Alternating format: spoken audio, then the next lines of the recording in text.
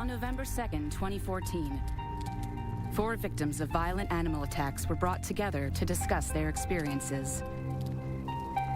This was the first time they ever met. I think for me in the beginning, everything did happen so fast.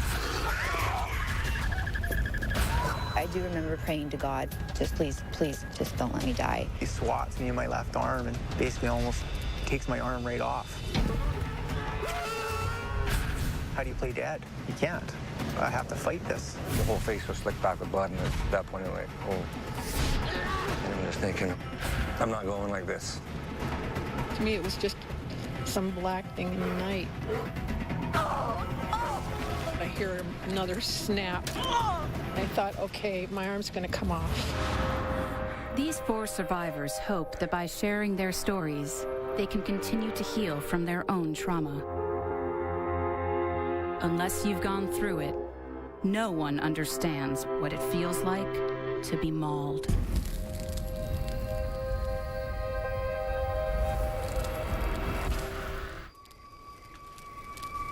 My name is Shannon Parker, and I'm not very adventurous.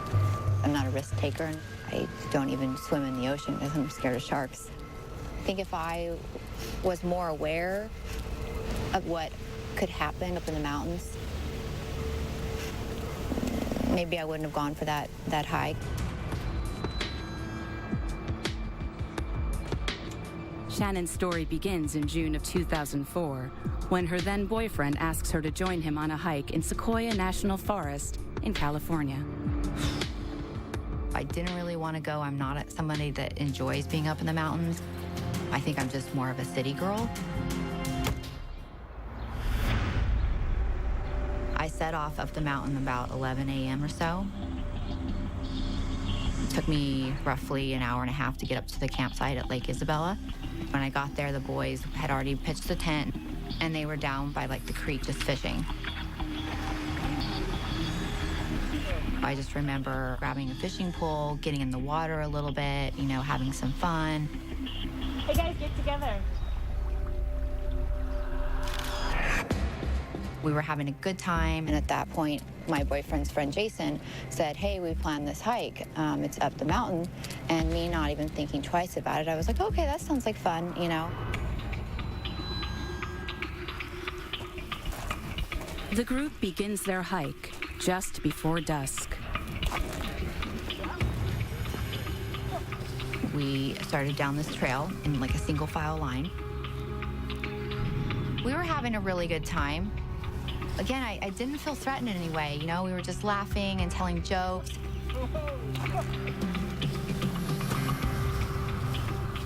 And I'd say like a mile and a half into this hike, I was feeling somewhat tired and the sun was going down and I didn't want to continue. If you don't mind, I'm kind of done with this hike. You sure? Yeah, but it's cool. You guys have fun. Look for the sunglasses while you're there. And then Matthias said, you know what, I dropped your brother's sunglasses on the way here. Make sure you look for them on the way back. All right, bye. See ya. Shannon begins the hike back to the car. The parking lot is less than a mile away. I'm not doing anything wrong. I felt like you could see people river rafting below in the river. There were other people on the other side of the mountain hiking. It's a well-established spot on an established trail.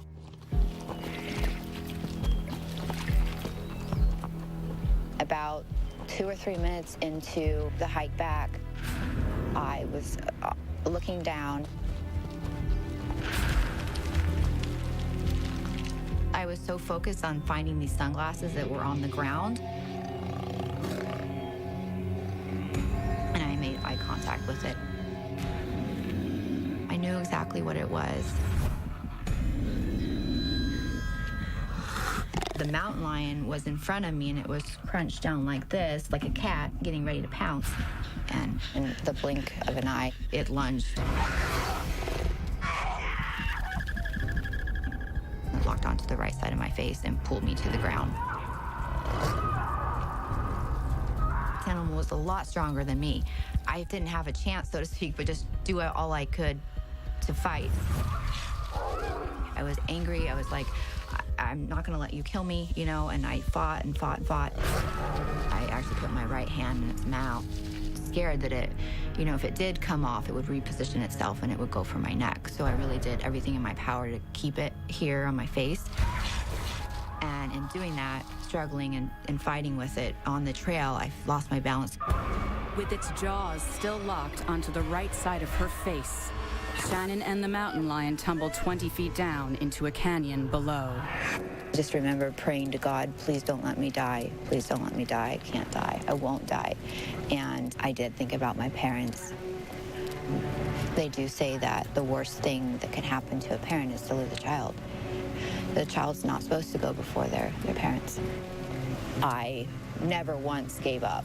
The entire time I was so focused and so aware and so conscious of what was going on. And I knew that the boys had to be coming back. They have to be passing by.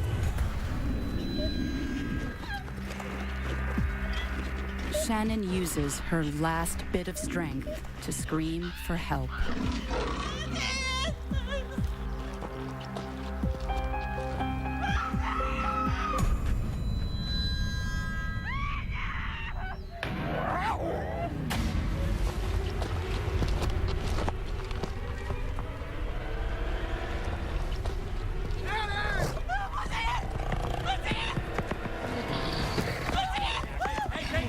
He jumped down to my side, and his initial reaction was to pull me away from the animal.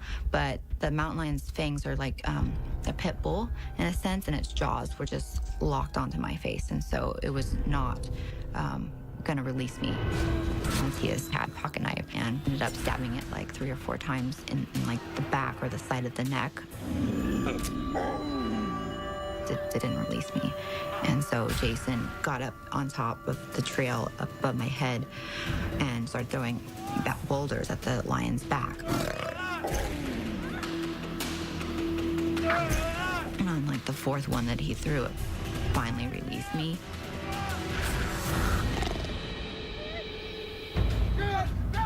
And Matthias and Jason got me back up to the trail. And I was blind in a sense, and I needed help. I needed help desperately. All I wanted to do was get out of there and get to safety.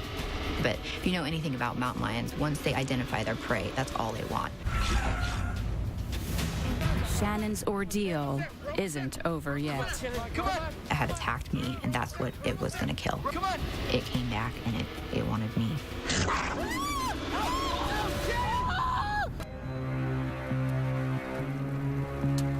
I remember just becoming so angry.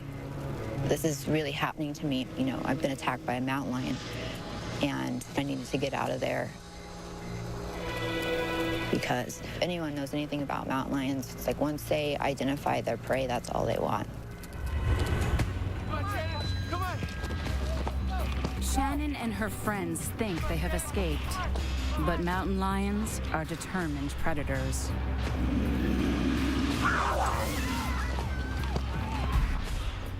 It again came back, lunged, and locked on my leg and took out a portion of my muscle.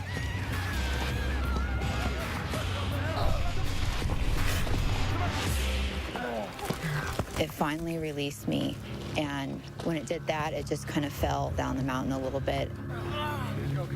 And they were able to get me up to the trail, and I walked a mile out of there, fully conscious. Keep your head up. It's all right. It's all right. I just remember getting to the parking lot where our truck was and immediately went into shock. They flew me to UCLA Medical Center, where I arrived at like 11:30 at night. One of the lion's fangs went through my right eye and tore my retina. The other lion's fang went into my left tear duct and tore out my left tear duct. The rest of the teeth took the whole right side of my face. Some of the teeth tore off my lip, but it was still there hanging, and tore off my nose as well. But my plastic surgeon told me that at the time of surgery, he actually took out one of the lion's fangs in my, like right here, pulled it out. It was still in there embedded. Yeah. I am lucky that typically mountain lions go for the throat. But I was looking down, trying to find those darn sunglasses, and I think that helped me, because When it lunged and it pounced and it came at me, I was like this, and I turned, kind of protecting my neck in a sense, and it got my right side of my face.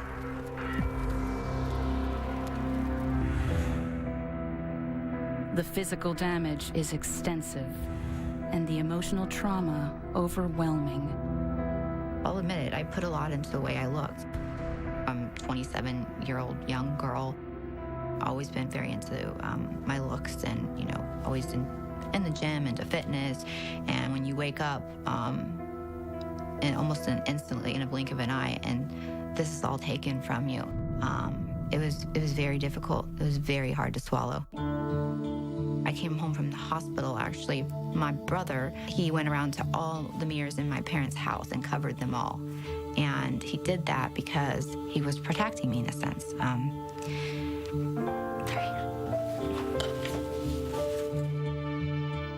He did that because he wanted to protect his sister.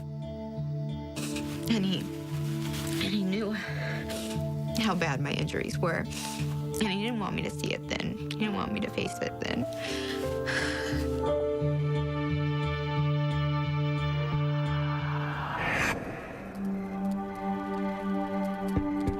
And I remember just bawling and crying, and I was like, my face is completely mauled. I'm never gonna look the same. This is awful.